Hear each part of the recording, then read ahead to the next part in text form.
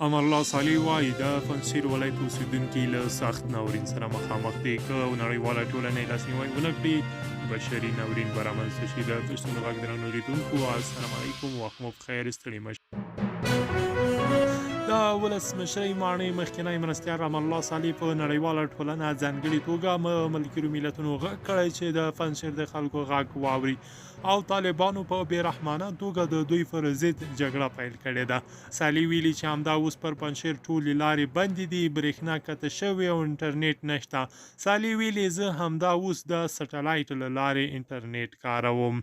دا په داسې حال کې ده چې تېرو څو ورځو کې د پنجشیر ولایت ته مهلت ورکړل شوی و تر څو د خبرو له لارې له طالبانو سره جوړ آمد وکړي، خو ولې د پنجشیر ولایت ځینو سیاسیونو هغه ونه منله او د زیات واک غوښتنه یې کوله. ځینو سرچینو تایید کړې ده چې په پنجشیر کې به شیبه وروسته د تسلیمي لړۍ شروع شي. د تسلیمي لپاره اوس جنګ درېدلی دی.